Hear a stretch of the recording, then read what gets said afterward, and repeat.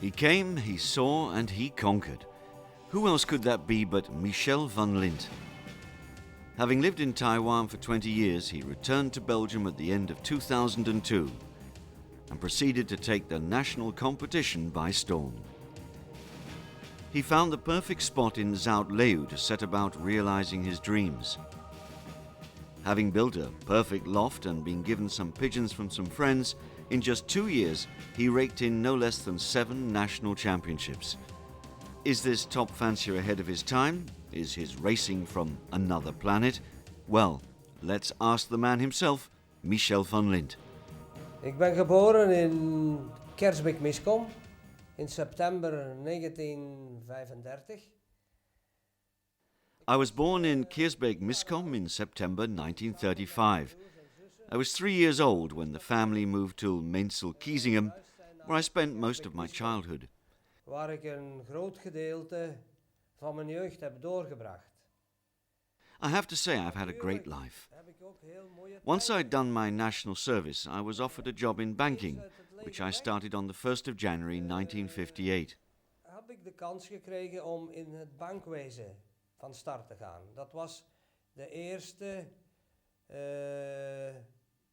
januari in 1958. Maar je weet hoe het gaat. Thuis. But you know how it goes. With the whole family being dyed-in-the-wool pigeon fanciers, it didn't take long, in 1963, before I started racing with young cocks coupled to old hens on widowhood. 64, toen speelde ik al met duiven, met jonge duiven gepaard, met jonge duivers gepaard aan oude devinnen op wetenschap. Ik was dus toen ook mijn tijd vooruit in feite. En die hebben toen geweldig gevlogen. When you think about it, I was ahead of my time, even back then. They did very well too. Do you know, my house had single-pane glass, but the pigeon loft had double glazing. Had thermopaanglas. Ik was dus aangeworven door de Generale Bank maatschappij. I started as a clerk at the Generale Bank, which is now called Fortis, in 1959, and worked there until 1969, when I was offered the branch manager's post in Tienen. Naturally, I jumped at the chance. I built it up into one of the best and most flourishing branches in the company. Ik heb dat met open armen aangenomen en ik heb dat kantoor uitgebouwd tot een van de beste en wel bloeiende kantoren van de Generale Bank. Het was in 1978 dat... Thanks to the Generale Bank, I was able to join a trade mission in 1978 to Hong Kong and Japan. Begeleiden en vergezellen naar Hongkong en naar Japan. En ik ben dus op 1 oktober... And on the 1st of October 1982, I left Belgium for good to go and live in Taiwan. Naar Taiwan vertrokken. Ik heb dat gedaan. Ik ben naar de universiteit gegaan. Ik was de oudste student aan de universiteit. Well, I enrolled at the university. I was the oldest student there.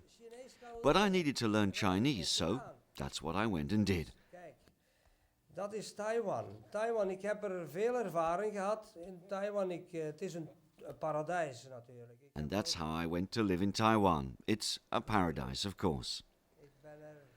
I had a good life. I was happy there. And I think of Taiwan as my second home. Ik heb nadien mijn echtgenote leren kennen daar. Later on, I met my wife, and we got married in 1992. In 92 zijn we gehuwd. In 93 is Linda gekomen. Linda was born in 1993, which heralded a huge change in my life. Mijn terugkeer naar België is niet lang op voorhand gepland geweest. Natuurlijk had ik in San Francisco... My return to Belgium wasn't planned much in advance. When I was in San Francisco in 1995, I got to know Willem de Bruin, funnily enough at a convention, and it's odd how things turn out. Een dobbelsteen rollen kan in feite. Ik ben bij Willem heel goede vriend geworden. We've really become good friends and support each other a lot in comparing our Heel experiences. aan elkaar. That means that Willem also called me regularly in Taiwan. Van bij de aanvang uitwisselingen gedaan hebben van ervaringen. Dat wou dus zeggen dat Willem mij geregeld ook opbelde in Taiwan. Vanaf het ogenblik dus dat ik terug naar Taiwan gekomen ben.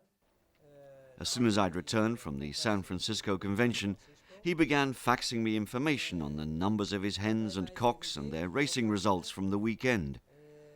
I would analyze what he sent me, give him my opinion on what he could consider doing next. In het weekend. Dus die werden door mij geanalyseerd. En ik gaf hem op dat ogenblik, hoe moet ik het zeggen, advies wat hij zou kunnen doen eventueel. Willem also had something to do with what happened next. I turned 68 and realized that if I was again dreaming of racing pigeons in Belgium, here in Taiwan, I would have to have one more go at racing them. Ik droomde ervan in Taiwan. Die duiven, ik zei, ik moet toch nog ene keer met duiven kunnen spelen. En de vrouw, die wou al lang naar België komen om de klein dus een opvoeding te geven. Maar ja, ik was daar zo vast gegroeid, jongen. My wife had been wanting to return to Belgium for a long time for Linda's education. But I was used to living there. It was my life. All my friends were there. You know what we men are like. It was difficult to leave a country where I'd been living for more than 20 years. In vertoefd heb. Het is dan toch gebeurd einde december. Er werden plannen opgevat om hier een huis te zoeken. Well, it finally happened at the end of December, and we made plans to look for a house back here in Belgium. Natuurlijk, het huis hier. It didn't take very long at all. The house where we now live wasn't advertised with a board outside it or anything, but on the internet. Well, I could see it was a really nice house from the internet. I liked the look of it. Once we went there and I saw it, I immediately knew what the most important thing was. I'd already seen that the house was fine. It was just the job. But the only thing I had eyes for was that workshop out back. Ik had wel gezien, ja, dat huis is misschien wel in orde, dat ziet er mooi uit. Het oogt schoon. Dus ja, het enige wat ik in het oog hou, dat was het werkhuis hier. Wat heb ik gedaan? Ik ben gelijk het hekken binnengegaan. Toen was er nog geen opening. I rushed out there like a madman. There wasn't any way of getting up through the ceiling to get onto the flat roof of the workshop, which was 18 by 12 meters. So I got hold of a ladder and clambered onto the roof. I looked which direction the sun was. I saw the church towers over there. Then I said to my wife, "This spot is ideal. I could build a Huiskens Van Riel loft here, in the Van Riel style, in an L shape." I said to my wife, "We're going to buy this house." She said to me, "Have you gone completely mad? We haven't even looked inside." Well, we had a look around it and it was just fine, so we bought the house. We hebben dat huis gekocht. Ja, eens dat de toelating om het bouwen van het hok er was, moest het hok natuurlijk... We obtained the necessary planning permission to build the loft, but of course it still had to be built. And who better to do the job than Herman van Osteen, a man with experience who delivers the goods. He had excellent references and I gave him the job of building the loft. In an L shape, that's to say the Huiskens Van Riel loft was also L-shaped and facing the right direction. That was my intention here. Dat wil dus zeggen, het hok van Huiskens Van Riel was ook in een L-vorm, maar ook heel goed georiënteerd. En dat was de bedoeling hier op dat werkhuis hier. Mijn hok staat volledig oost-zuidoost, wat betreft ene vleugel.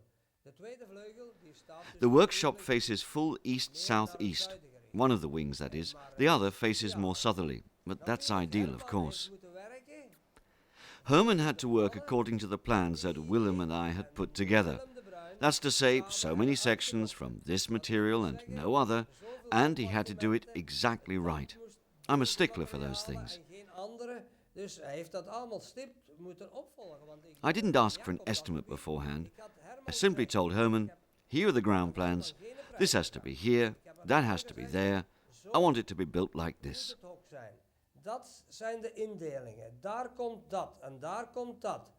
Zo moet het gebouwd worden. En het moet allemaal hout zijn dat uitgewerkt is. En om hout dat uitgewerkt is te vinden, dat wil zeggen, mensen moeten het hout stockeren. Hè?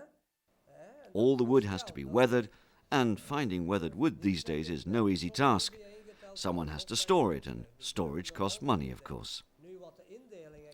Actually, I don't know what the loft cost me. I haven't dared to do the sums, not even now. Well, about the details of the design. First, there had to be a conveyor belt to make life easier. That's to say, the whole installation needed conveyors in both the short and long arms of the L shape. Dat staat volledig op band. Maar gemakkelijkheidshalve, en het oogt ook beter voor de melker.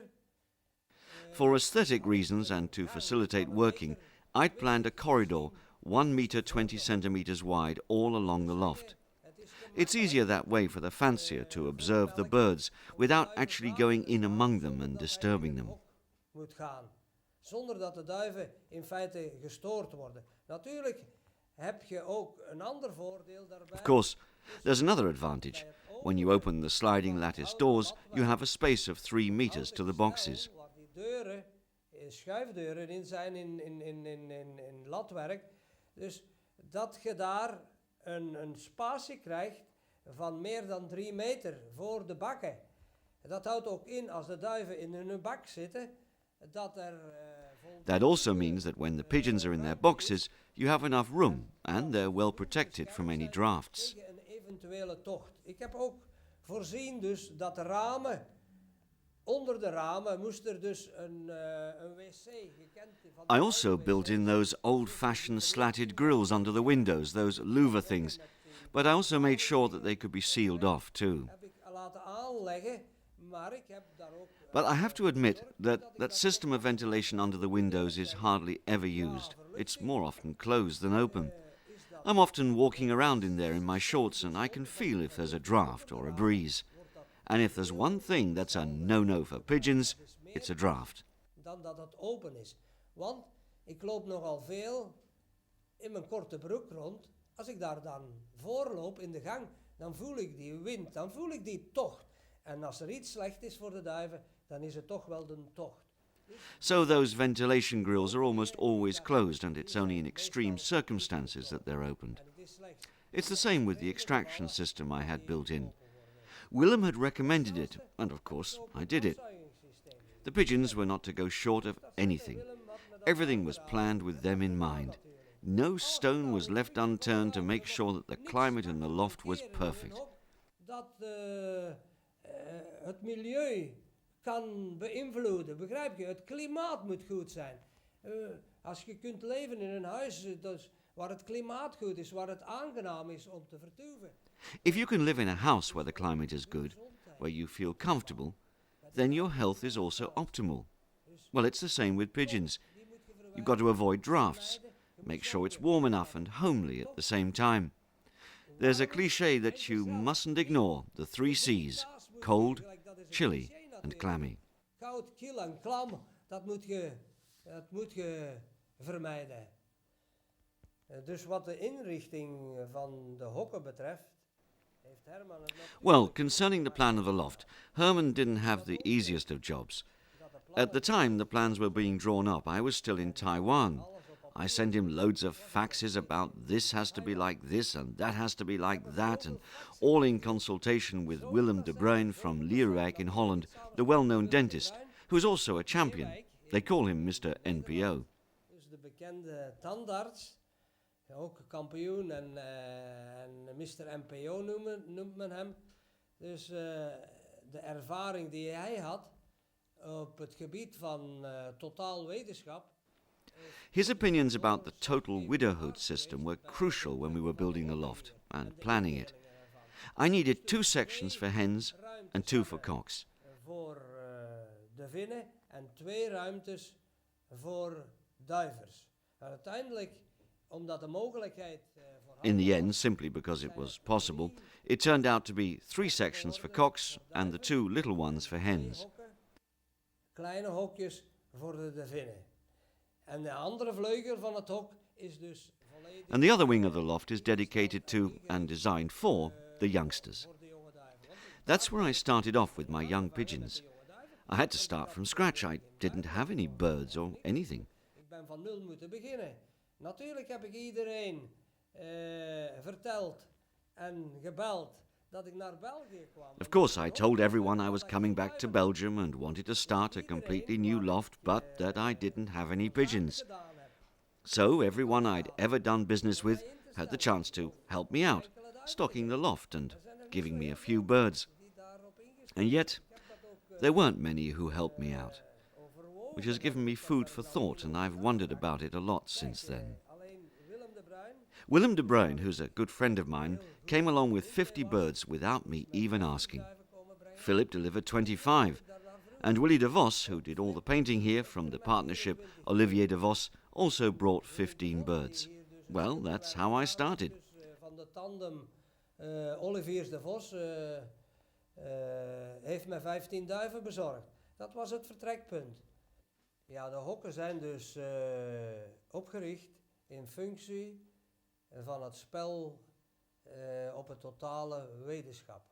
Dat wil dus zeggen dat ik... The lofts were designed with racing on widowhood in mind. That's to say I had to have separate compartments for the 2 sexes. The reason I chose for total widowhood is that my friend Willem from Holland had been doing that for a long time, and it has huge advantages. You don't have to drag baskets around. The cocks sit on one side and the hens next to them. It's that simple. De duivers zitten aan de ene kant, de duivinnen die zitten ernaast. Zo simpel is dat. En het is een rotatiesysteem dat ik toepas. I use a rotating system. That's to say the hens sit in small compartments shut in. There's a door in front of that compartment, and so the hens have to go out training first. Voor dat compartiment is er een deur. Dus de duivinnen moeten eerst trainen. Dus die deur gaat open. When the doors are opened, the hens go outside. Then the cocks are immediately moved along into the hen section. They know exactly what to do. I only have to tick on the floor with my stick, and they hop on through to the hens area.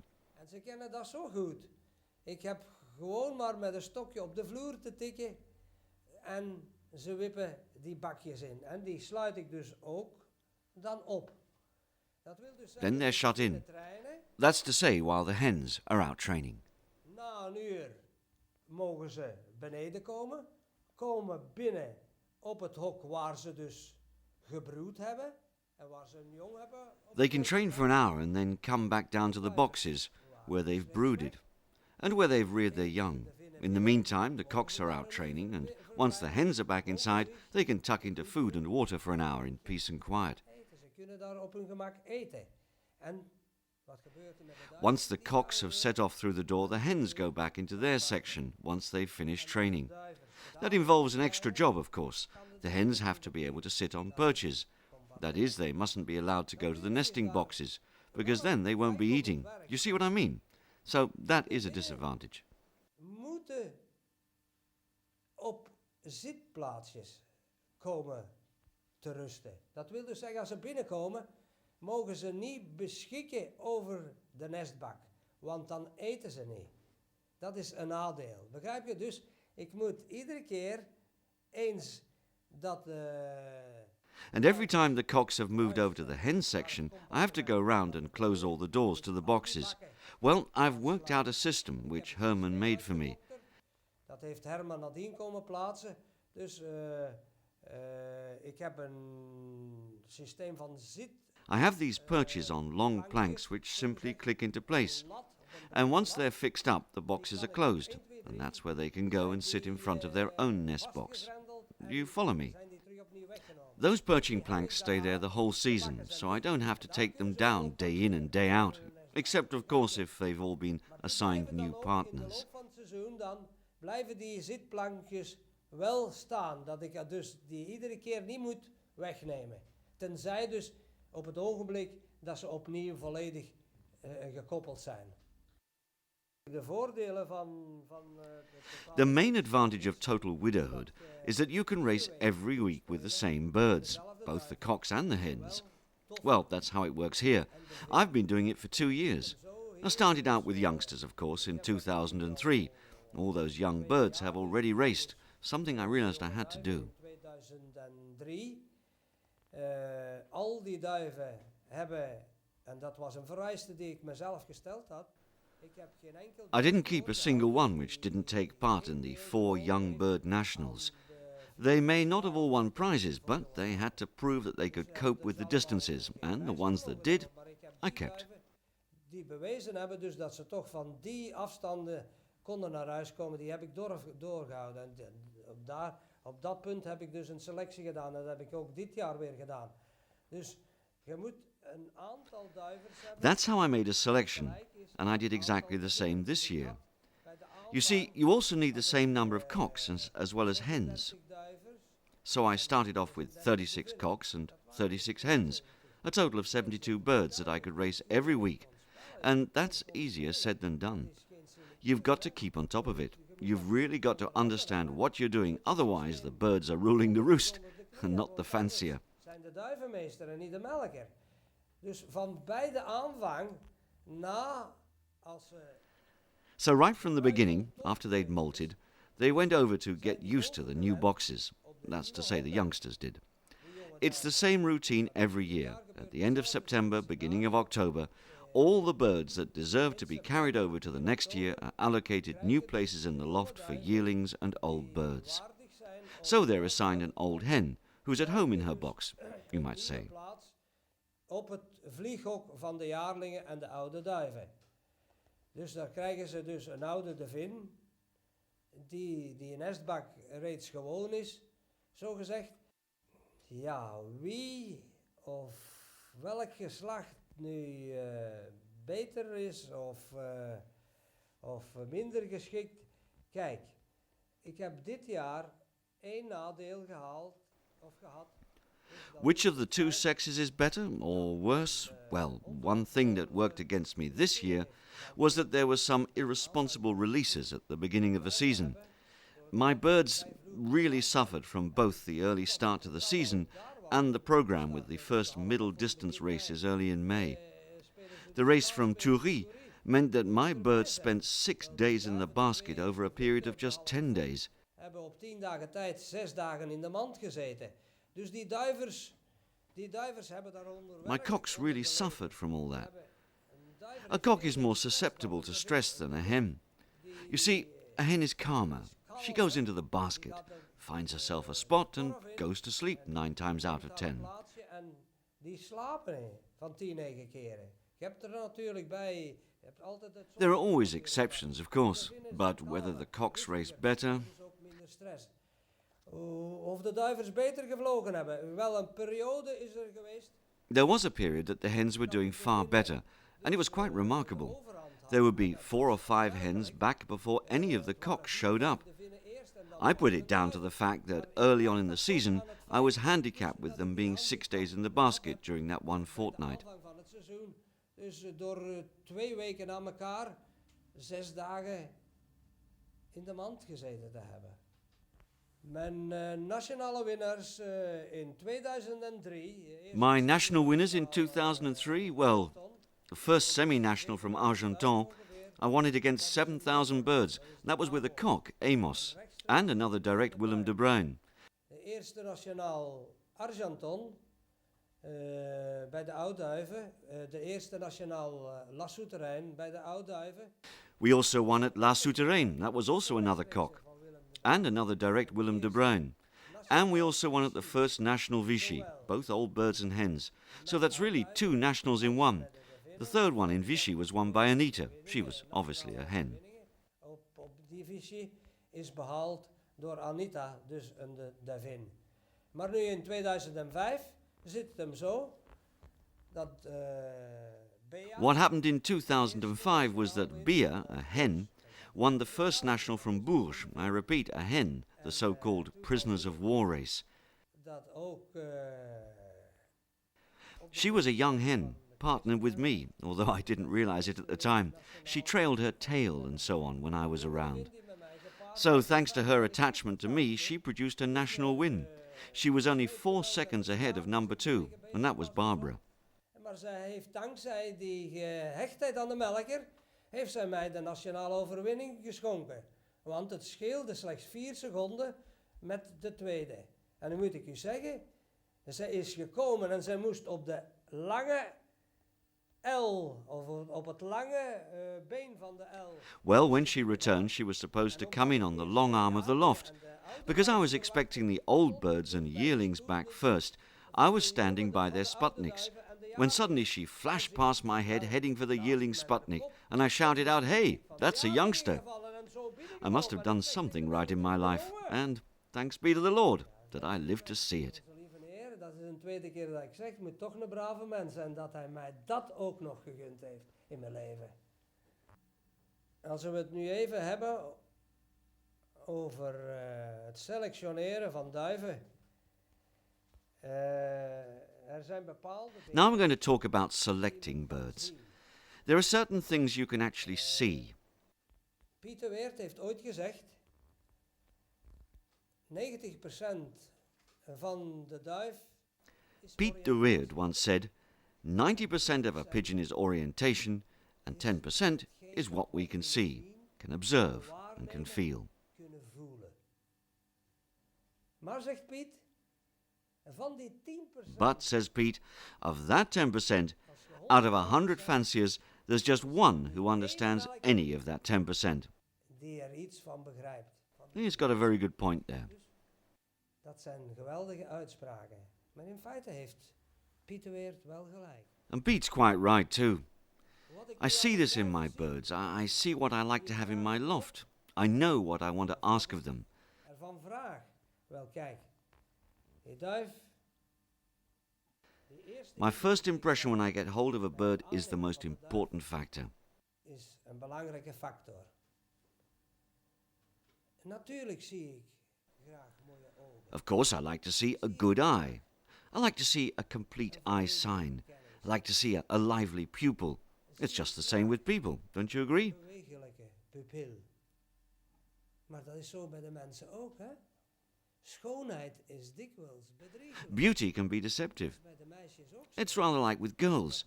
Girls cover themselves in makeup and all the rest of it and look pretty. But when you get to see the reality, it's sometimes a different story. En als nadien de werkelijkheid vaststelt, is het helemaal anders. Bij de duiven is het gelijk. Sommige duiven zijn zo mooi geworden, sommige mensen It's the same with pigeons. hebben zo Some mooie pigeons, duiven well, some of them are just literally gorgeous. dat het Some fanciers have bred such beautiful birds that there's no athlete left in them. The athleticism has zijn gone. werkelijk duiven in uw hand. Those are really the kind of birds, when you pick them, well, how can I put it, the kind the average fancier would fall for. Maar But the music in the muscles has completely disappeared. They've turned into show birds, beautiful little toys. And that's exactly what I don't want. en dat tracht ik vooral te vermijden. Natuurlijk I really love to see a good wing. A good wing is an enormous advantage, especially if you're racing the way I do, week in, week out with the same birds. de duiven op de manier dat ik het doe. Iedere week. Met dezelfde duiven. Dit jaar nog straffer, nog erger. This year, it's been even tougher, even harder than last year. In 2004, between 2 provincial races, I had them out to Turi every time. That's some 376 kilometers. This year, I didn't do it again. Every weekend this summer, they've been out racing since Vierzon, and never less than 460 kilometers. Do you know what that means? Weet je wat dat inhoudt?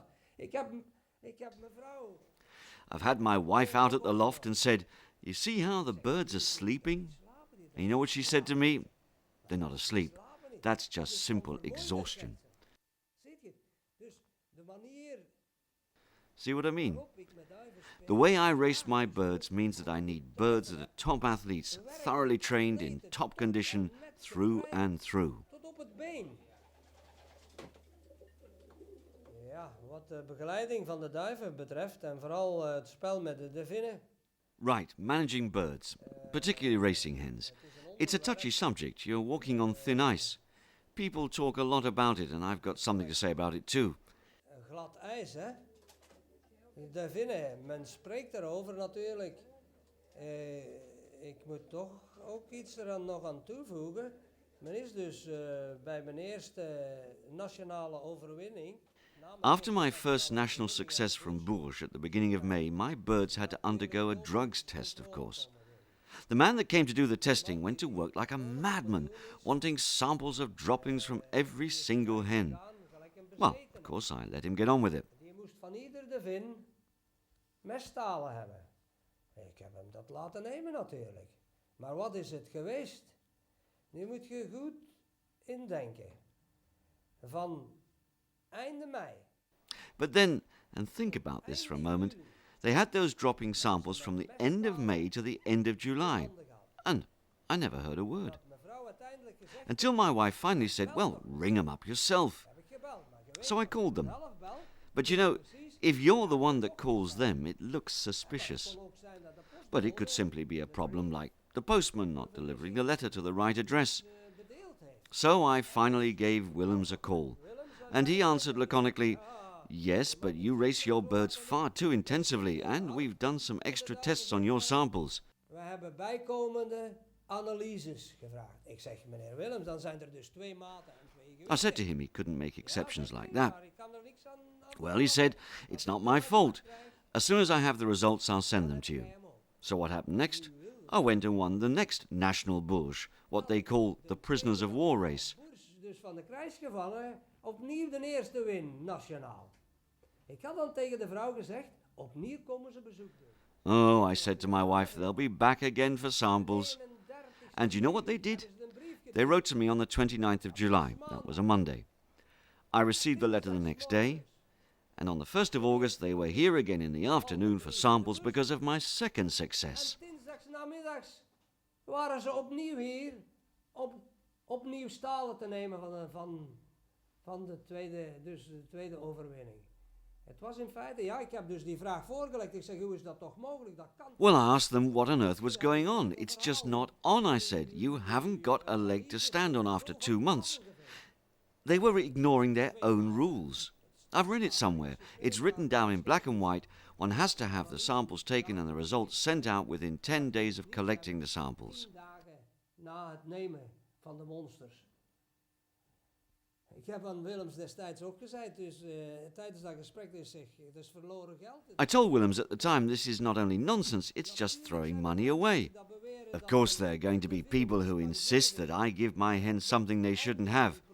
I know 1 or 2 people who, before all those products were on the forbidden substance list, gave their birds steroids. But that was while I was in Taiwan. Those steroids affect the hens so much that they turn into males. They start to fight and get aggressive and all wound up just like real cocks. The steroids also make them grow bigger, just like cocks. Gelijk echte duivers, hè. Die worden zelfs ook door die hormonen worden die ook veel groter in feite. Duiven die een inzinking hebben. Ik heb dit jaar. And then there's the question of their burning out. Well, I've wondered often enough whether I should keep my birds at home.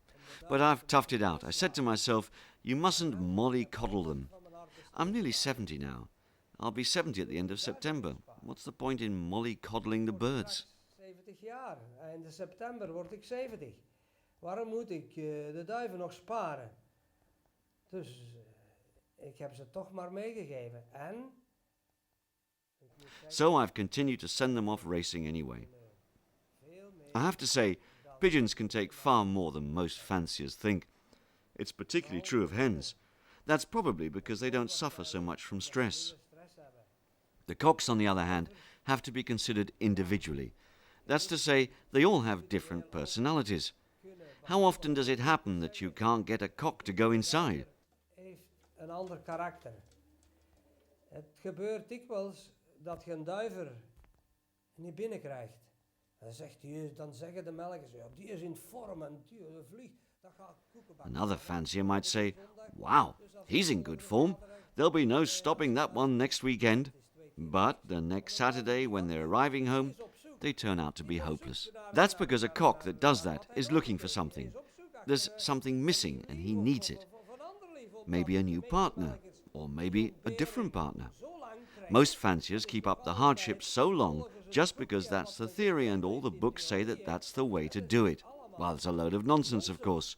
All the old-fashioned theories are rubbish. A cock that acts like that needs a new partner as quick as possible. It's what he needs, and you can sort that out while the others are outside. And then he's happy again, and he won't be hanging around outside anymore either. Dan doet hij dat meer de volgende keer. Het onderling paar heb ik bij de aanvang dus in 2000. Now, about sorting out the pairs. What I did when I started in 2004 was to race them as yearlings in the first year, simply because I didn't have any old birds. I had quite a few problems. That's to say, some of the hens had the tendency to pair up together. I dealt with that pretty quickly, although I wasn't quite sure what to do about it at first. Omdat ik op dat ogenblik ook niet wist. Ik heb daar Willem over geconfronteerd. I put the problem to Willem, and we talked it through and exchanged views on it. We came to the conclusion that if you do something about it as soon as you notice it, then the behavior can be stopped. Als je dat op het ogenblik, als je dat vaststelt en je grijpt dan in, dan is het mogelijk dus dat dat van voorbijgaande aard is. Dat wil dus zeggen, je moet subito presto. That's to say you have to move one of the pair out to another section right away. Compartiment. Wat het samenstellen van de kweekkoppels aangaat. So, now we get to pairing up the stock birds. First, I look at the birds. I look at the eyes, the wing pattern, their build. And then I look for a suitable hen. En dan pas zoek ik een devin. Die zitten dus allemaal in korven op dat ogenblik. At that moment, they're all in baskets where I've got a good view of them all. I never ever pair up birds with different plumage. Never a blue with a checker, for example. Or only as an exception when there's no other choice, because there's no other choice left, and they have to have a partner after all. So I pair up colour by colour. I don't like to see too much white, and so I have to bear that in mind too. That's because while I was in Taiwan, we realized that those white flights wear out more quickly. You can see the wear and tear on them. The fanciers there didn't seem to have a problem with it. And that's because they only race them every fortnight or maybe every 3 weeks with the long-distance birds. Well, then the flights don't suffer so much wear and tear. But I've got a couple of hens here with white flights and they're looking a bit tatty. Hoe ik ze speel, hoe ik ze train. Dus duiven die zoveel kilometers gevlogen. But you know what my training and racing schedule is? Birds that have covered so much distance are bound to be showing signs of wear. I saw that clearly with my birds. I've got cocks right now that are down to 7 flights or even 6. Well, that's fine. But their ears, the feathers round their ears, well, it's nothing to do with the molt setting in. They're wearing out from the wind. All those training sessions and runs and races, week after week, more than 460 kilometers, it's bound to cause wear and tear. Week na week, boven de 460 kilometer. Ja, dat kruipt toch wel in de pluimen, hoor. Ja, de voeding bij onze duiven is een heel belangrijke factor natuurlijk. Vooral. Now, on to our birds and their feed. This is a very important subject, of course, and even more so for me. With races every week over middle distances and long distances, they have to have good food. Goed eten krijgen. En ik heb het vertrouwen geschonken aan Versele Laga. Die mensen zijn me komen opzoeken. I've put my faith in Vesele Lager. They came to see me and we came to an agreement, a gentleman's agreement, that I would use Vesele Lager mixtures. Besides that, I've got my own basic mixture. Voer dus de mengelingen van Versele Laga. Niet tegenstaande dat, heb ik toch een basismengeling. En die basismengeling is een... This basic mixture is a grain mixture which consists mostly of small grains, barley, safflower and sunflower. From that starting point, I can't really explain how I prepare the feed on a day-to-day basis. I feed them according to their needs. Iedere dag, ik kan u niet zeggen hoe dat ik voeder. Ik voeder naar gelang de behoefte. Dat wil dus zeggen dus dat ik geregeld controle doe en ze enkele graden. So I often scatter a few grains of mixture out and watch to see what they go for first. And then I feed them mostly on that day. Wat meer toebedelen. Dat is niet zo gemakkelijk om dat te zeggen of om dat vast te stellen. Je moet in feite... It's not easy to say how it works. You have to watch carefully. No, really, that's not quite what I mean. You have to be a bit of an animal psychologist, should I say. That's to say, you have to look deep inside them. You have to have empathy with them. You have to divine what they really need. You have to handle them regularly. That's important. You have to feel if they're too light, and if so, feed them up. But most of the mixtures contain too many pulses. Of course, they do need some pulses, but I have my doubts whether they need quite as much as they put in those mixtures nowadays. Percentage is als dat in de mengelingen zit, dat heb ik mijn vraagtekens toch bij. Dus ik voeder veel. So my feed contains lots and lots of corn. I always add some extra corn to the mixtures. I can buy that also from Vesele Lager, or I can buy it somewhere else. These grain mixtures are enormously important because when they come in from training, they need to tuck in as quickly as possible to recharge their batteries. Ik heb nog een andere factor die van primordiaal belang is. Ik heb 2 eetbakken per afdeling. Dat wil zeggen, 1 grote eetbak. There's another crucial factor. I have 2 feeding boxes per compartment. That's to say, one big one that can be opened up and closed with round holes along the sides, like a sort of silo. This contains not only the basic mixtures, but also the supplementary pellets. De basismengeling in, daar zit ook dus de mengelingen in met die korrels. The ready-made mixtures with extra pellets are very good, but only really optimal when the fancier knows what he's doing. Dat wil dus zeggen, het eten van de korrel Means it's good for them to be eating pellets, but really only when they're on short rations. They do eat the pellets, but you get the impression that the birds aren't really eating their fill. You know what I mean? But we're not going to talk any more about that. They're very useful for people who know what they're doing, you see. uiteindelijk de indruk dat de duiven zich toch niet voldoende bevoorraden. Begrijp je het? Dus die korrel, we gaan daar niet verder over uitweiden. Het is een zegen voor mensen die kunnen voederen. Begrijp je? Dus ze hebben waarschijnlijk door het aantal vitaminen en aminozuren dus dat in die korrel verwerkt. The birds will be getting a good supply of vitamins and amino acids and so on from the pellets. They'll be getting enough supplements, but food also has to look appetizing. Dat het ook wel vol staat. Maar ja, het oog mag ook wat hebben, zeg je. Dus ik heb altijd dus een kleinere voederbak klaar. So, first I have a smaller feeder filled up with a mixture with the supplements and brewer's yeast and medication and so on added. And they have to eat that first. En dat moeten ze eerst eten. Want dat is ook weer een mes dat langs 2 kanten snijdt. But there are 2 sides to this story. It quite often happens that the birds don't tuck into this with relish. They're a bit finicky about eating their fill from this small feeder where all these various products have been added, supplements and medicine and so on.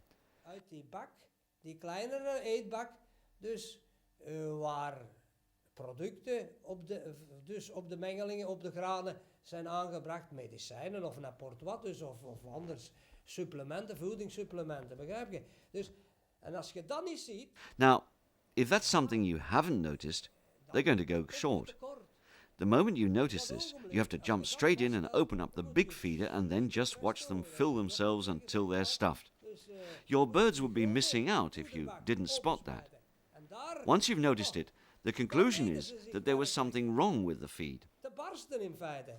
Dus daar zitten een verkeerd dingen in de voeding, hè? Als je dat vaststelt, hè?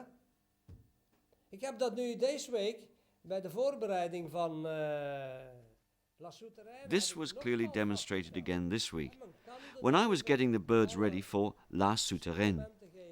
You can give the birds all the supplements you want, vitamins and medicines scattered over their food, and they'll eat it. They'll get some inside them, but they don't actually eat enough of it. And you must spot that and do something about it. And most fanciers don't. They'll say, "Oh, they must have had enough. Just look how much is left in the feeder." Aha! They're missing out if they don't notice that. If they then went over and opened up the big feeder, they'd see how important it is and how hungry the birds are.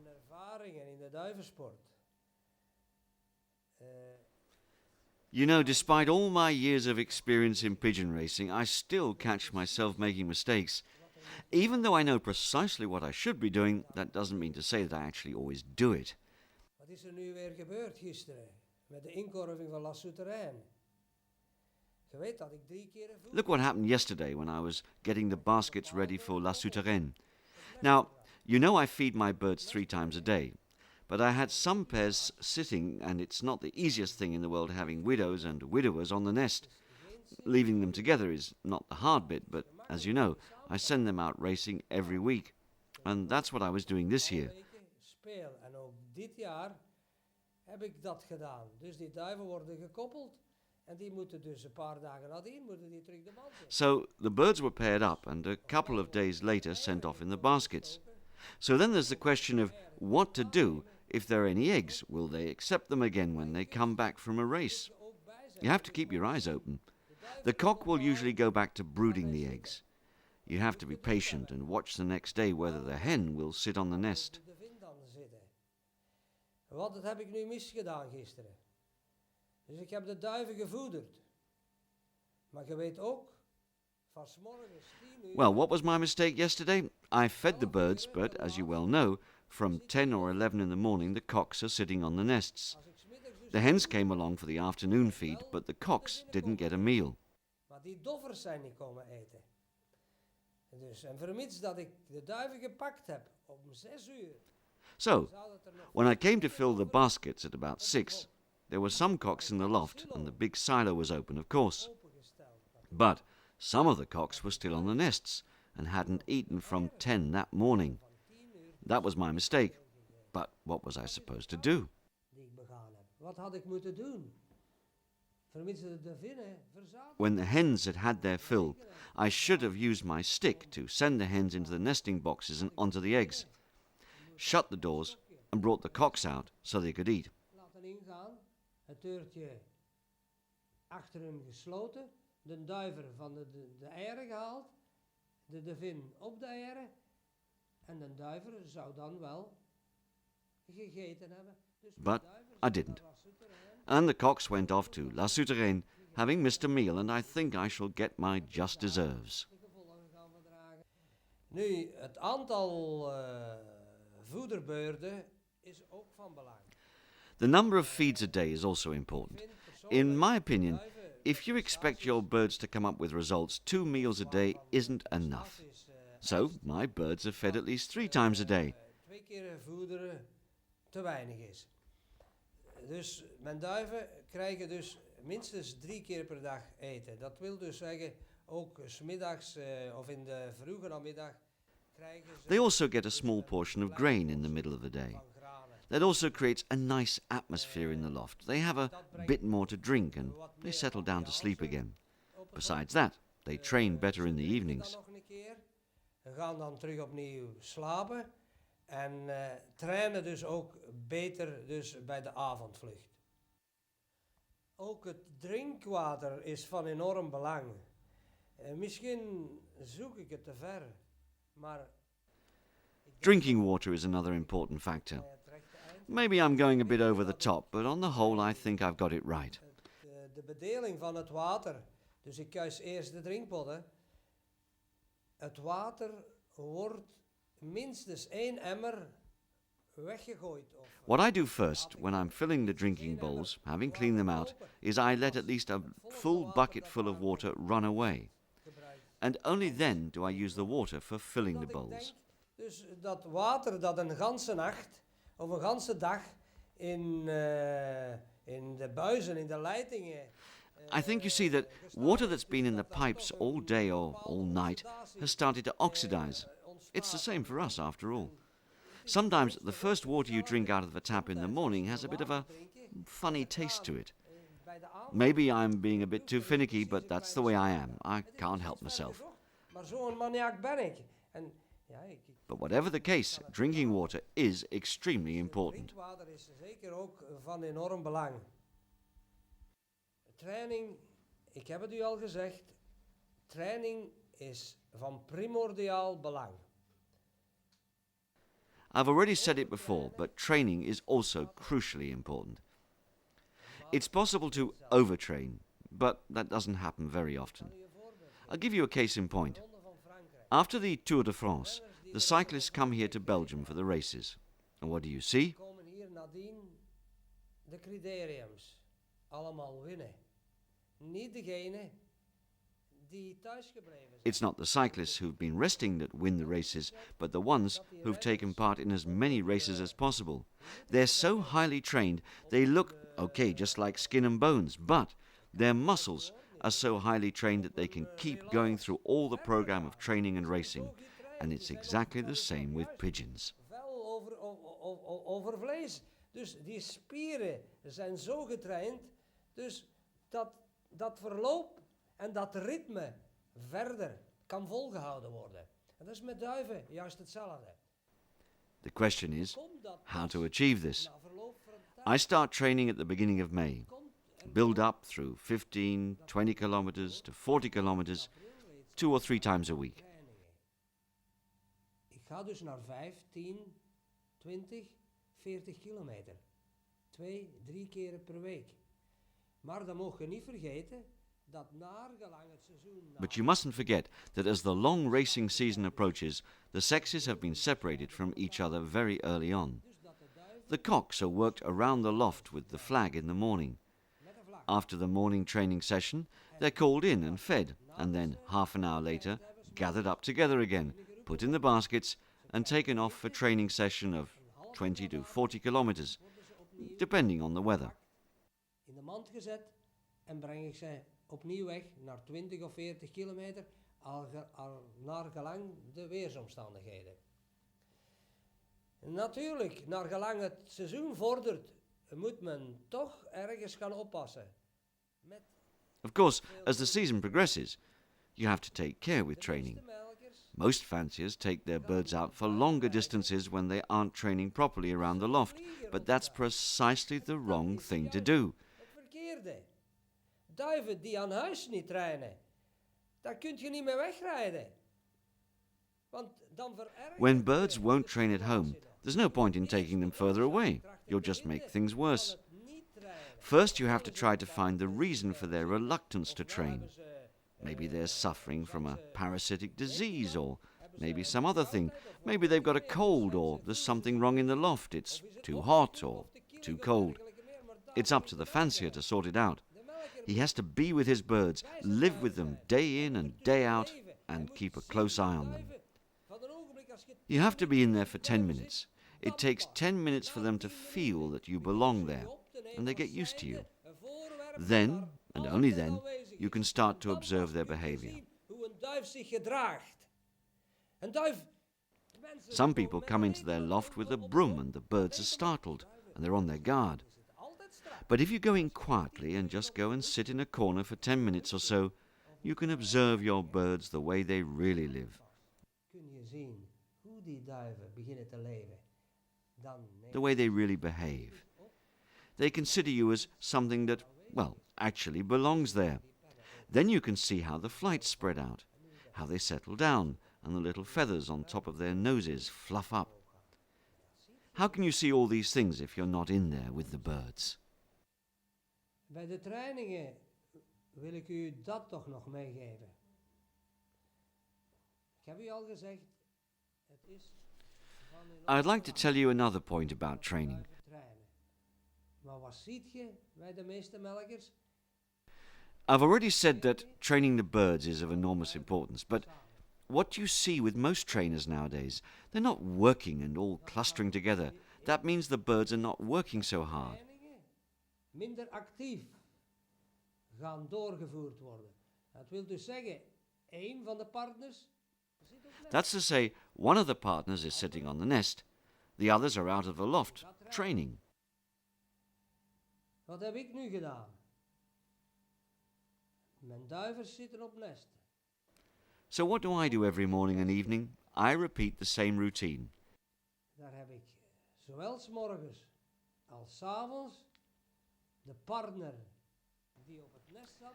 In the meantime, En van het nest of these gehaald, breeding couples, I fetch the one on the nest out into the next compartment and close up the nesting box. appartement gegaan. I let the birds out to walk around on the floor for a while and then off outside for an hour's training. Binnen, die op nest zaten, uit de bak genomen, op de vloer laten lopen en dan naar buiten en een uur trainen. En denk nu niet, After training for an hour, they happily go back on the nest.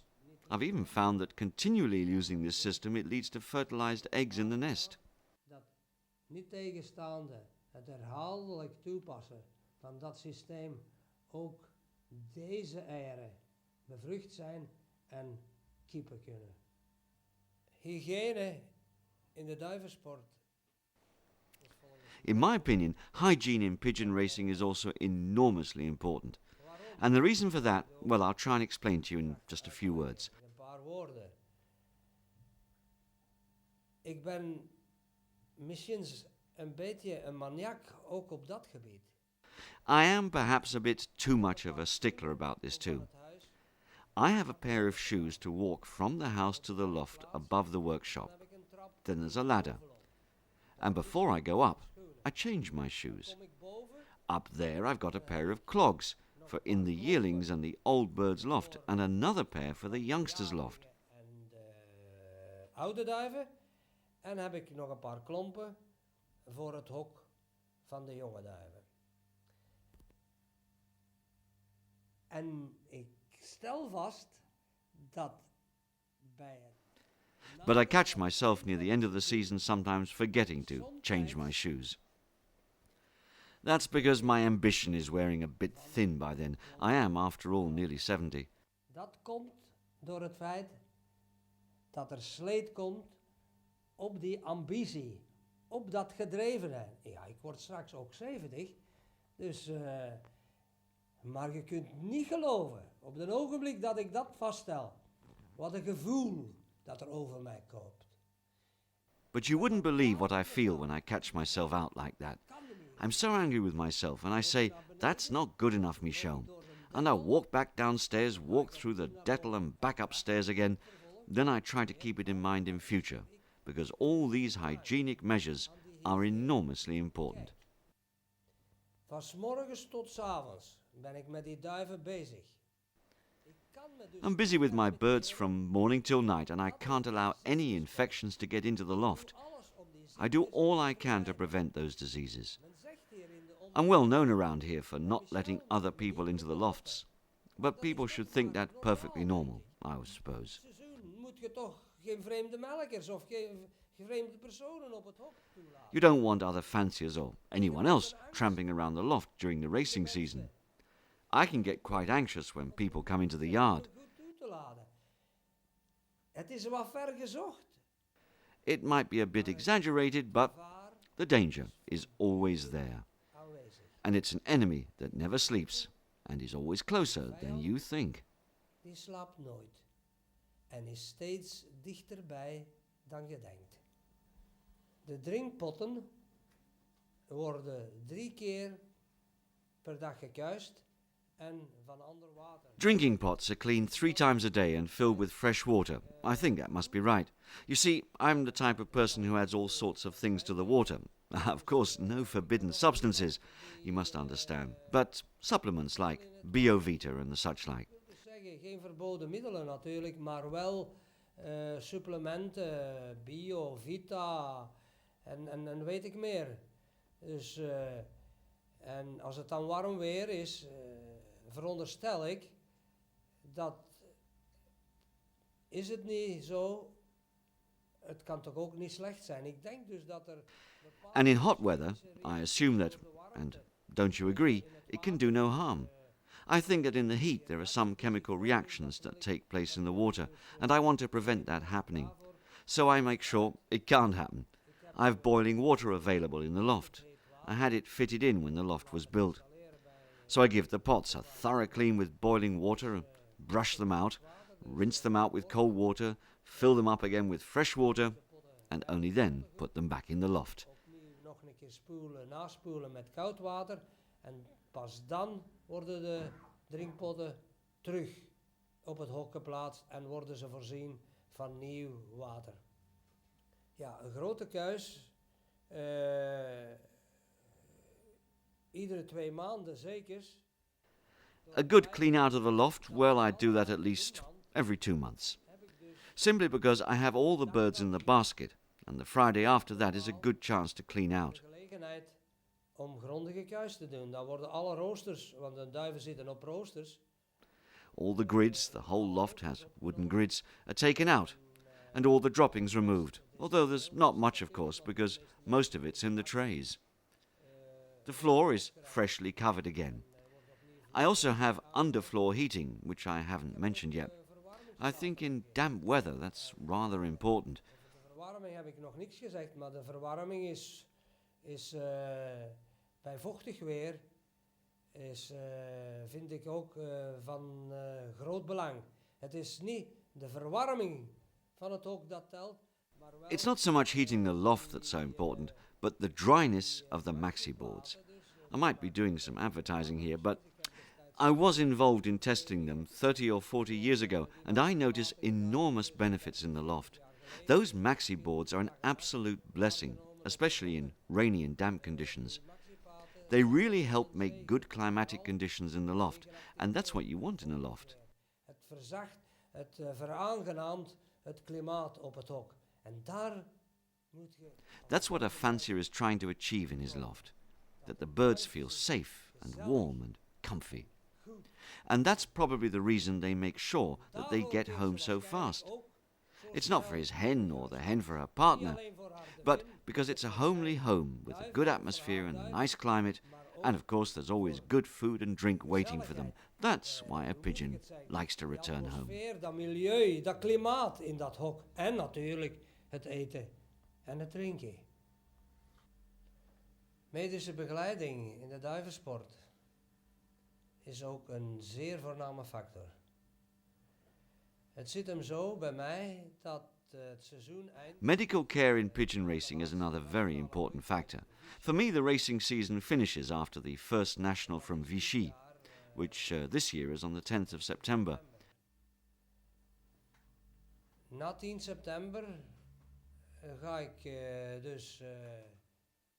After the 10th of September, I shall start to evaluate my team to see who can stay and who has to go. En wat normaal weg kan. Die duiven gaan dus volop in de rui schieten. Het eerste wat ik doe is met van ieder hok een paar duiven pakken. The birds will be well into the molt by then. The first thing I do is to take a few birds from each loft and take them along to the vet. He'll check them for salmonella and worms and trichomonas. But my birds don't generally get trichomonas because I treat them against it regularly. En trichomonas. Maar normaal kunnen mijn duiven geen trichomonas hebben, omdat ik dus geregeld tegen trichomonas behandel. En dat is en blijft een van mijn stokpaardjes. It remains one of my hobby horses. When you're racing pigeons every week, that's to say every week at least 2 nights in the basket, that means 2 nights from Thursday to Saturday and sometimes Sunday away from home every week. And the next week, those birds will be back in the basket on Thursday. Zondags dat die duiven niet thuis zijn. Dus die duiven gaan nadien terug opnieuw op donderdag de mand in. Als ik 's maandags met die duiven die thuisgekomen zijn op zaterdag naar de veearts ga. If I should take the birds to the vet on Monday, that's to say the ones that came back on Saturday, and he can't find anything, he doesn't find any trichomonas, well, if I took them on Tuesday or Wednesday, he might find trichomonas. What on earth could I do then? It's too late to start treatment, so tell me what to do. Well, I have to treat them preventively. Natuurlijk leest men overal en in de bladen en wat weet ik meer veel over het misbruik. Of course, you read everywhere in the magazines and so on a lot about the abuse of medicines for trichomonas, but I can't see any alternative. That's one of my hobby horses. Tell me what else I can do. Wat ik moet doen. Dus hetzelfde voor wat de koppen betreft. De koppen. It's the same story with head conditions. Their heads must be clear and healthy. And I must also repeat once again, a pigeon's performance does not depend on medicines. Van de duiven hangt niet af van de medicamenten. De medicamenten. Medicines are to be used only when there's really a problem, when there's truly something wrong with them. And you have to be able to tell when there is something wrong. Wanneer moet je behandelen tegen de koppen? Dat is op een ogenblik. So when do you start treatment for respiratory problems? That's the moment their eyes begin to look dull, when they look sore. Hadden men duiven in het begin van het seizoen door die 6 nachten korf op 10 dagen. My birds suffered from this at the beginning of the season with those 6 nights in the basket over a period of 10 days. That's the moment the fancier has to step in and do something. A fancier has to keep his eyes open. To return to what I was saying about separating the birds, my birds are separated about 10 days after the last race. But I'll be putting a few couples together because I owe a few people here and there. So I'm obliged to pair up some of the more successful birds to get some eggs from them. Van die duiven met bewezen prestaties toch nog even te laten leggen en met eieren te komen. Ik ga wel zorgen. En daar zou Then I'll have to make sure, as every fancier actually should, that I've got some foster parents. I know it's all extra work, it's all extra expense having foster birds, but in circumstances like these, very important. voedstersduiven is toch in dergelijke omstandigheden van enorm belang. Dus nu die eitjes die er gaan rijzen, die kan ik gewoon onder de voedsters. So when I get the eggs, they can go straight to the foster parents, and they'll rear the youngsters. And then the others can get on with their resting period. En van die duiven die in de rui zitten. To return to medication in the molting period. Well, I go to the vet, and I get him to do some tests, and I wait to see what his advice is. In the meantime, the molt progresses without problems 9 times out of 10. But I'm a bit of a doubting Thomas. I treat the birds once when the molt is almost finished against paratyphoid. Ik behandel eens dat de duiven praktisch ingeruid zijn, doe ik dan toch een behandeling tegen paratyfus. Ik ben weer, ook dit jaar, verleden jaar is dat geweest, in 2004. This past year, or maybe, no, it was in 2004, I was a bit headstrong. I'm now talking about my young birds. I didn't vaccinate the young birds against paratyphoid. And I had vaccinated them in 2003, and I had a good season. Tegen paratyfus. En ik heb dat had ik in 2003 wel gedaan. En een goed seizoen gehad toen. Maar ja, ik heb het u al gezegd, slimmer willen zijn. But, as I already said, being a bit obstinate, I didn't vaccinate them and had all sorts of problems with getting them up to scratch, the way I like to see them. I wasn't going to have that again this year, so they got everything they were supposed to have. Om die op de rails te krijgen, like ik dat graag zou willen. Dit jaar is mij dat niet voorkomen. Dus dit jaar hebben ze wel alles gekregen wat ze moesten hebben. Dus is er gekuurd geweest, natuurlijk tegen paramyxo. They've been treated against paramyxo. I hardly ever treat against worms, but I do for a couple of days in the winter. But that's probably only for my peace of mind, because I don't ever see worms in the loft. Well, hardly ever. That's probably because of my levels of hygiene. Dat de duiven wormen hebben. Ik zie praktisch nooit, of ik vind praktisch nooit wormen op het hok. Dat komt waarschijnlijk door de hygiëne die ik erop nahoud. Dus een kuur met altabactine en dan... So treatment with Altabactin and then Colombovac PT. This has led to a misunderstanding with the press. Vaccination, a jab against paratyphoid, particularly with the Colombovac PT, has to be done twice with an interval of 3 weeks. That means you have to do the second jab 3 weeks after the first one to get the effect you need. That's what I want to make clear. Vooral met het product Colombovac PT moet gebeuren met een interval van 3 weken. Dus er moet nog een tweede ending komen, dus 3 weken nadien. En dan pas is dat effectief. Daar wil ik toch weer even de aandacht op vestigen. Wel, het zit hem zo dus dat eens... What's the situation? As the racing season approaches, I want to be absolutely sure the birds are fully fit, so they're treated against trichomonas for 5 days. 5 dagen. Er wordt ook een kuur gegeven op dat ogenblik tegen de koppen, tegen ornithose. At the same time against respiratory ornithosis. It's an antibiotic complex of various products, or rather a product containing several substances. Verschillende stoffen. En als ik dan zie dus dat de duiven gestrekte pluimen... When I see that the birds have smooth wings, clean noses and eyes, which they all actually have at the start of the season when they've been treated, then I can say they're up to scratch, and I can start thinking about getting on with training, an intensive training program. Dan kan ik aanvangen, dan pas vang ik aan met de trainingen, hè? Met het trainingssysteem, het zwaar trainingsprogramma. En dan, wat gebeurt er dan? Eens dat de vluchten begonnen zijn... And then when the season has started, 1 or 2 days in the basket is not so bad, like for Laon, Soissons. Then they don't need treatment for a couple of weeks. Dan wordt er niet gekeurd.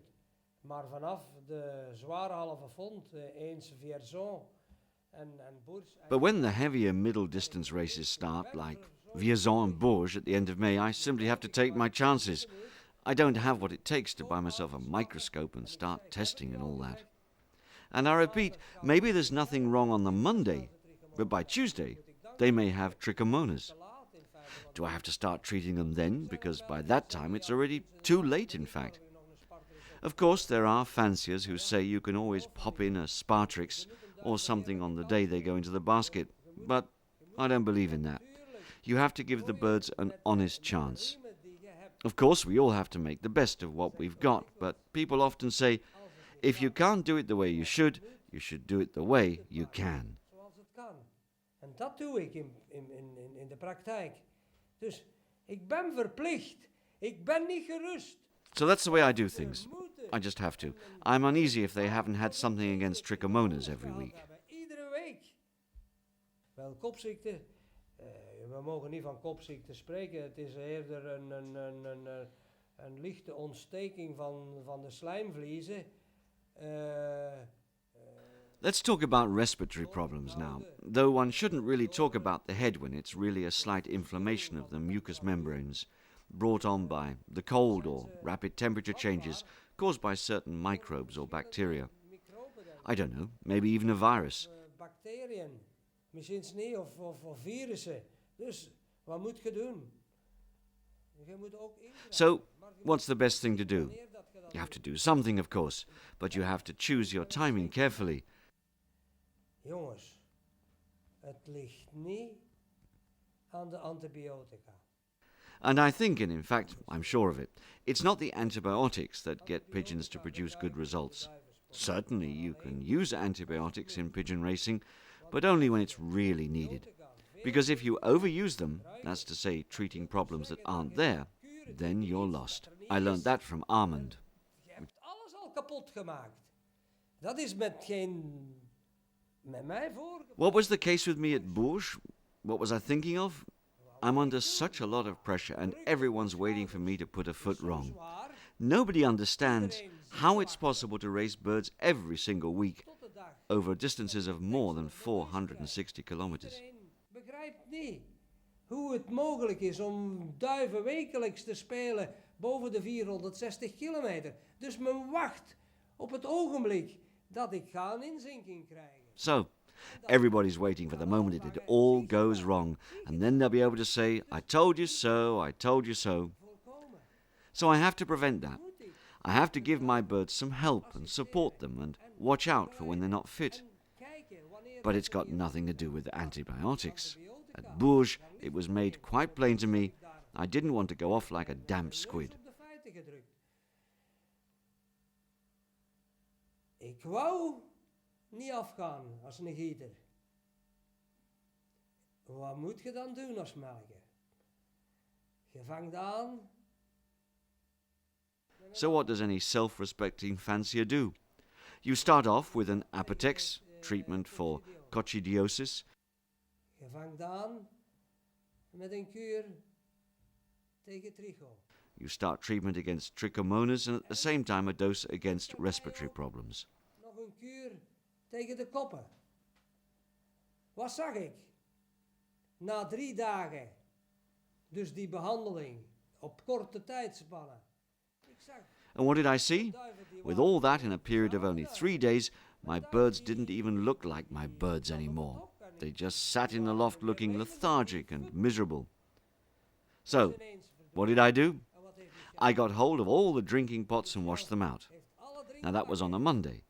And from Monday to Thursday, when they went into the basket for the first time in my life, I gave them only pure water. Donderdags bij de inkorving, voor de eerste keer in mijn leven, zuiver water gegeven.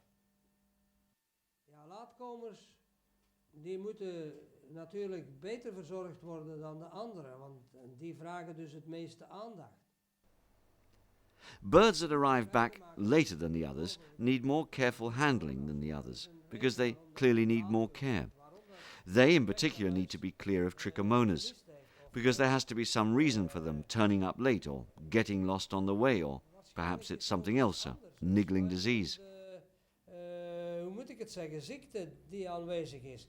Daarvoor dient mestonderzoek dan zo vlug mogelijk te geschieden. So the droppings have to be examined as soon as possible. You have to treat against trichomonas in any case. Then, and coccidiosis, and respiratory problems. Those 3 in any case. Tegen de koppen. Dat zijn de 3 dingen. Vroeger had ik de gewoonte om iedere weduwnaar die zondags thuis kwam. What I used to do regularly in the past, on the Saturday when the widowers arrived back home, was to remove them from the team and keep them home the next week. But I don't do that anymore. I've got so into the system of total widowhood that, having been used to the intensive system from being youngsters and yearlings and up to old birds, I rarely lose a bird. That's to say, they're so highly trained, and even if it's bad weather. Sometimes one bird is earlier than on another day, but they're almost always all home on the same day. Do you understand that? Begrijp je?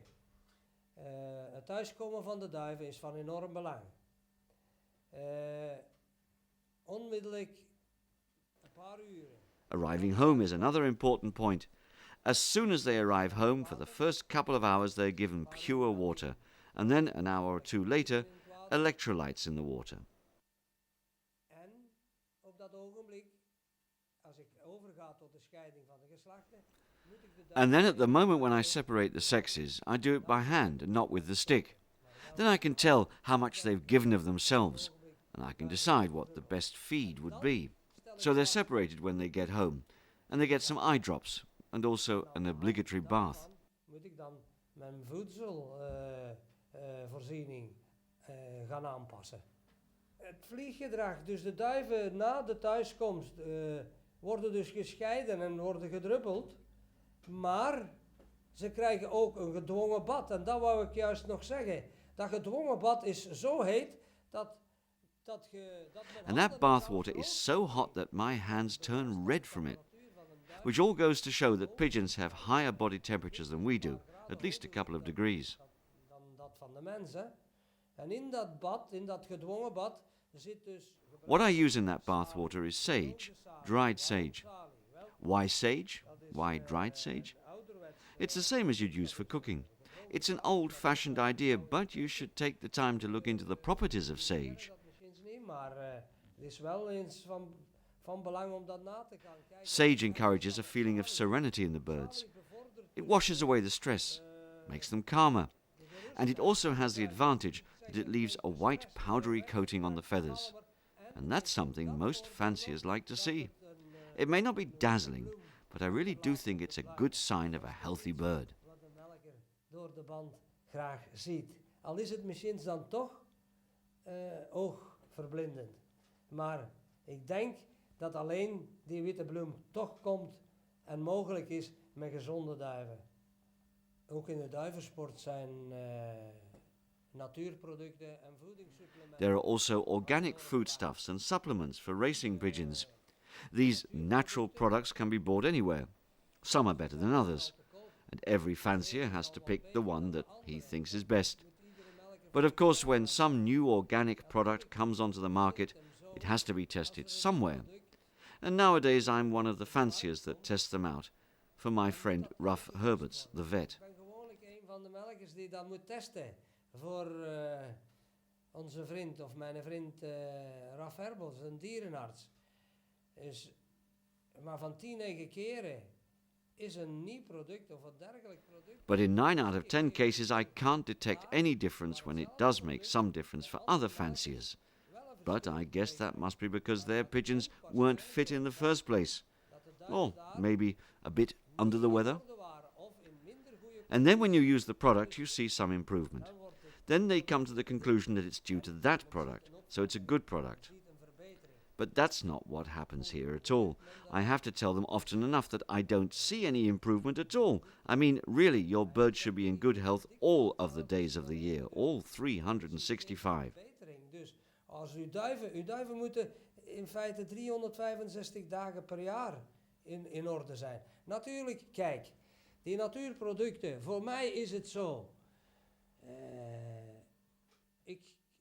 Well, what about these natural products? I obviously follow a program that Ruff's given me, but I do that because I've got a good relationship with the family, and I think even if it doesn't help, it can't do any harm. Omdat ik denk, baat het niet.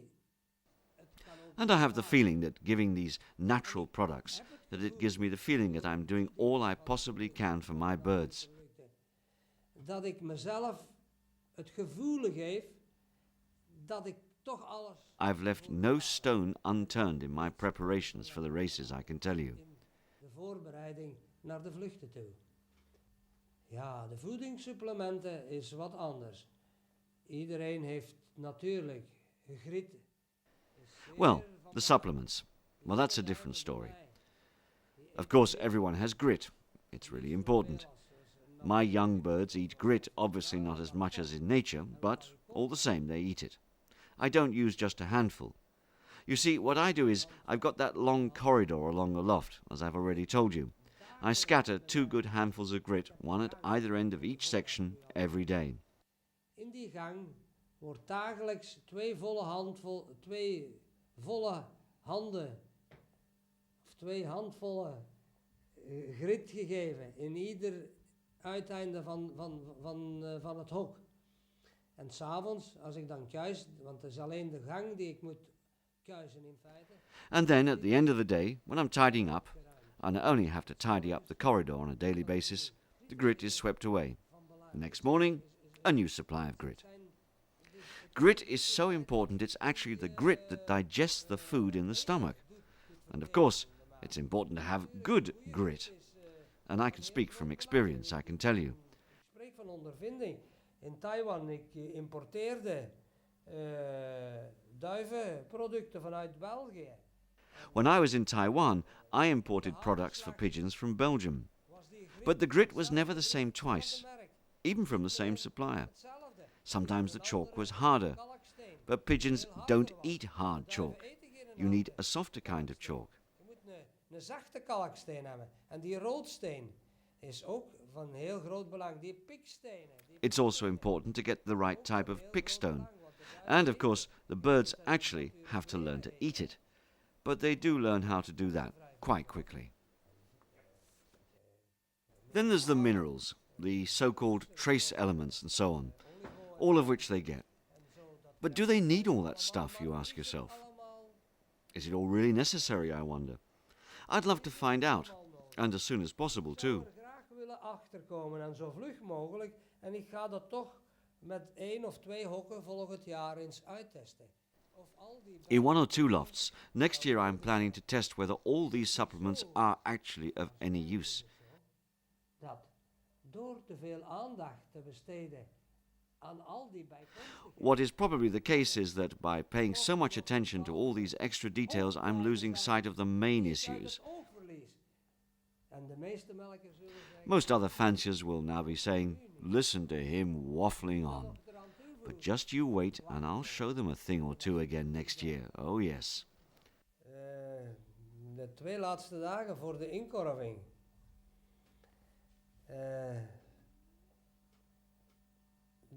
Die zijn zeer belangrijk. The last 2 days before the birds go into the basket are of great importance. 2 days can make all the difference. I've got one great advantage, because I give the birds drops regularly. Now I read on the internet that those drops are useless, but I would just like to add that the man who says that doesn't race pigeons. He may well have some pigeons, but he doesn't race them. Dat hij niet met duiven speelt. Hij heeft wel duiven, maar hij speelt niet met duiven. En wetenschappelijk is het misschien wel waar wat hij zegt, maar in de praktijk... From a scientific viewpoint, it might be true, what he says, but in practice, that's what's important to me. It's a totally different story. When I pick up a bird, I can feel what kind of condition it's in. If there's anything wrong, I have to treat that bird accordingly. That's to say, I have a feeding shelf in the loft, and I bring that bird over to the shelf. In de hokken staan. En dan breng ik die duif op die voederplank. De duiven zijn bij mij... My birds are like people to me. They're completely tame and attached to me, and have no fear of me at all. So I can put the bird on the shelf, scatter some food, and watch what he or she chooses. Personal attention, you see, and not all in a bunch. Then I can see where the problem lies. Does she need more grain with a higher fat content? Then I give her the Veseli Lager Energy Plus mixture. Do you follow? Die energie plus mengeling van verzelen laga. Begrijp je? Dus de laatste 2 dagen is een hoe moet ik het zeggen, Anyway, those last 2 days, you should be able to see a steady improvement in their condition. You can see that you have to be able to notice it. That's when the birds are training and how they're behaving in the loft. En hoe dat ze zich gedragen op het hok. Wegvoeren is van belang natuurlijk. Natuurlijk moet je daar ook een beetje geluk in hebben. De weersomstandigheden zijn niet... Taking them out for training is also important, and you have to have a bit of luck with the weather. It's not always the best conditions, but they really do need to keep up the routine, so they have to be taken out by car. I've got a special trailer, so that's easy, and I take them out myself even if it isn't such fine weather. But then I only go 5 or 10 or 15 kilometers. It all depends on the weather. But they have to get out. They need to. How can I explain this? They need the constant repetition of the routine. They really do. Dat herhalen van het scenario hebben ze brood nodig. Ze moeten samen in het thuis gekomen zijn. Dus ze weten dus... They have to work together when training. They have to know that, so that they can race home again, to be together. Voor een bepaald ogenblik. Dat samenkomen en dat scheiden, dat is nog zoiets waar zoveel discussie en zoveel ink is over. That being together and being separated, well, that's another thing. There's been so much talk about it. There's been so much written about it. De weduwe vinden dat die zo gelukkig... I've seen that the hens, my widow hens, are so happy when I bring them with the stick back to their compartment. brengen. Die vliegen hun bakje in en die beginnen te rusten en ze zeggen, oef. They go into their box and settle down to rest with a sigh of contentment and feeling of a good job done. But where all the theories say after a long race, let the couples be alone together till the next day, I say it's better for the widows, for the hens, to leave them alone together for just a short time. Scheiding dan wel een langdurige samenlaten. Het spel met de jonge duiven Ik moet eerlijk zeggen, dat staat bij mij nog niet volledig op punt. Racing young birds, well, I have to admit it's not something I've got completely sorted out yet. The young birds are only separated after they've returned from Laon. That's to say, after their second race. First, they've been to Momigny, and the next week, Laon, and then they're separated for the first time. So I have pairs that have produced eggs, but I take them away straight away. You have to take them away. So the sexes are separated on returning from Laon. The following week they're off to Soissons and raced on the sliding door system for the first time. En worden ze voor het eerst op de schuifdeur gespeeld. Maar het is allemaal gemakkelijk om te zeggen op de schuifdeur spelen met jonge duiven. De meeste mensen spelen hun jonge duiven op de schuifdeur, maar die zeggen alles niet wat ze doen. It's easier said than done, that sliding door system with young birds. Most people race their youngsters using the sliding door, but they don't tell you what they actually do. Their young birds are paired up with older birds.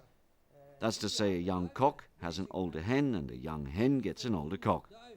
But considering that I've only been racing for 3 years, I simply don't have enough older birds to pair up, so I'm not too strict with the youngsters. Van heel groot belang het spel met de jaarduiven en met de oude duiven. Omdat per slot van rekening ben ik zeker van. Racing the yearlings and old birds is more important to me, because at the end of the day, racing yearlings and old birds is something the fancier himself can control. That's to say, you can get the older birds so motivated that they need to get home, so well prepared that they need to get home. But it doesn't work like that with the youngsters. The young birds are not fully grown. Their water regulation system is not yet mature. Die zijn nog niet helemaal evenwichtig uitgegroeid. De waterhuishouding bij die duiven staat nog niet volledig op punt. They can't drink. They can drink, but they don't necessarily have enough to drink in the basket, and that doesn't always happen. Why are there such great losses with their races this year? In fact, it's because they don't even know where to find the drinkers in the baskets. But that wasn't true of my birds. I can still find my birds arriving home completely dehydrated, unable to stand on their legs. But that's not from exhaustion, but from being unable to stock up with enough water. So, water is very important. Door de poten zakken. Dat is niet van vermoeidheid, dat is door het feit dat ze zich niet hebben kunnen bevoorraden met water. Dus dat is van enorm belang. Ik ga dus ook in the future, I'm going to pay more attention to the young birds. How come? Well, people say to me, with a national win from Bourges behind you, and you say you don't do anything special with your birds? But necessity is the mother of invention. And for Bourges, well, do you know how I approached Bourges? I treated them to a course of medicine. But I had to do something. Eén keer dat ik met de jonge duiven van start gegaan, gebeurt dat dagelijks. Once I've started taking the youngsters out training, they go out every day. There's a routine building from 10 to 15 up to 40 kilometers.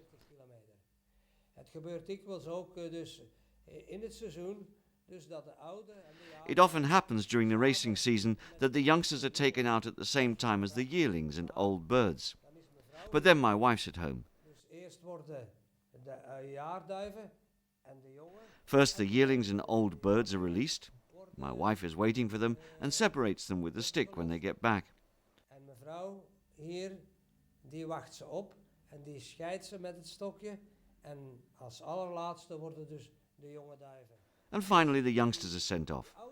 They can see which direction the older birds took, you see, and that does help them. Ik denk dus dat jonge duiven veel kunnen leren van de manieren. I think that young birds can learn a lot from the habits of the older birds. I've got another example I can tell you about.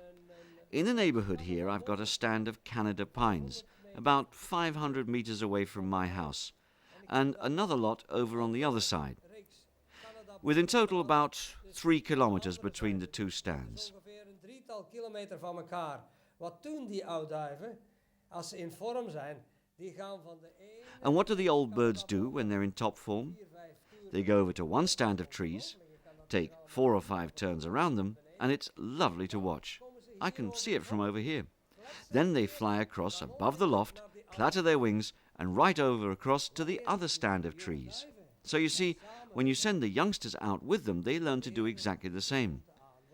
I also think those Canada pines produce enormous amounts of oxygen, and I think that pigeons need plenty of oxygen, particularly with the tough training program I asked them to go through. Verduisteren doe ik natuurlijk ook. Ik ben verplicht om dat te doen. I also use the darkening system, of course. I don't have any choice. With the old birds, I have a bit of a problem because their loft is open to the street, where there's a street light that's so bright that I can even read my newspaper by its light. Is aangeschoten. Dus ik ben verplicht om bij de oudduiven en de jaarlingen dus de schuiven dicht te doen voor de ramen. En dat doe ik. So it's absolutely necessary to shutter up the windows in old birds and yearlings lofts. And I do that from sunset to sunrise. Die liggen dus niet in de verlengenis van die straat, met de straat. Dus die straatlamp schijnt dus niet in de... It's a bit different with the youngsters' loft.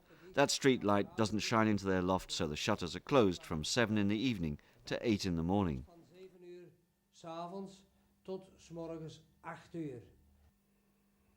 De medische begeleiding bij jonge duiven is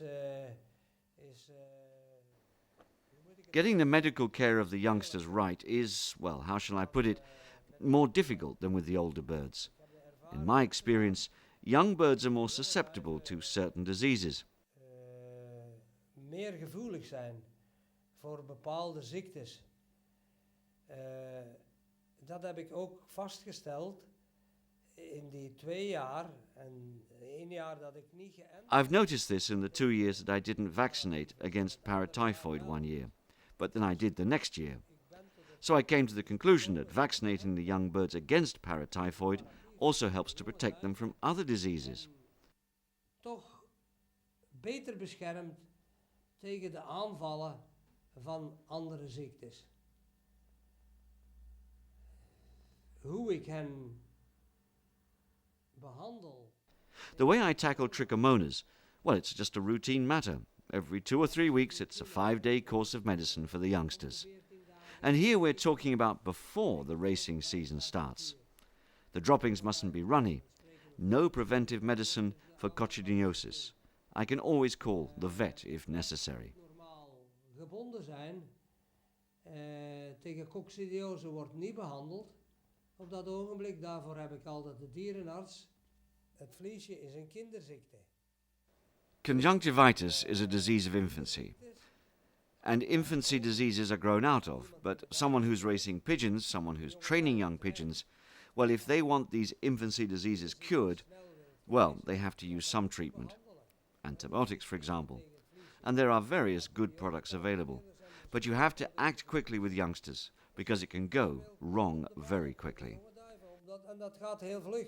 En je moet ook altijd, iedere melker, en dat is een raad. You should always, and it's true for every fancier, and I'd like to give a bit of advice, although it's up to everyone to decide for themselves, but you should always have adeno and collie medicines in stock. Then you can get on with treatment immediately, and not put it off until tomorrow, when the infection might have spread to the others. Oh well, then it'll be too late, and the whole loft will have it. Tot als er morgen 2 of 3 gevallen zijn, want dan is het al te laat, want dan heeft de hele kolonie. Maar onmiddellijk in te grijpen, of niet te zeggen... It's crucial to make your move immediately and not wait until the next day or so to make an appointment with the vet. It's very important to have them handy so you can act straight away. The fancier is the boss in the loft, and he has to keep his eyes open. You have to be able to see if there's anything wrong with your birds. It's not something you learn, it's a talent, it's a natural talent. You either have it or you don't. Beste vrienden, ik ben nu 3 jaar terug in België.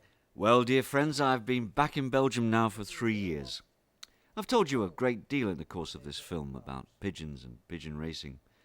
But there's one thing I'd like to tell you, and you have to believe it. There are no secrets to pigeon racing. Je moet mij geloven. Er zijn geen geheimen in de duivensport. Het is een goed hok. It's all a question of a good loft, good birds, and a fancier who is dedicated. voor over heeft.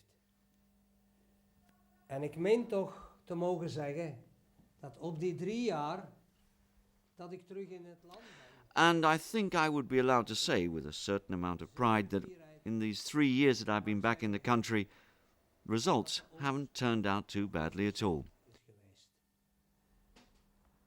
Als je een eerste semi-nationaal wint op Argenton tegen 7000 duiven.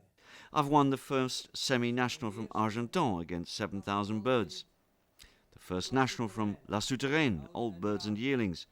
I've won the first national from Vichy, which was also a national win with hens, in 2005, carrying on to win more nationals. Dat was ook een nationale overwinning met de Devinnen.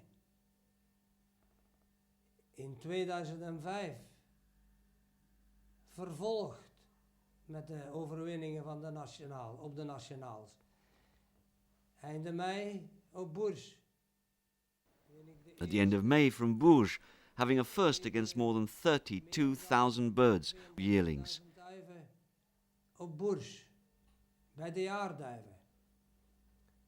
En het kan toch geen toeval zijn dat ik op de Bourges voor de krijgsgevangenen... Well, it can't just be a coincidence that in the so-called prisoners of war race from Bourges that I was first national again, also against more than 30,000 birds.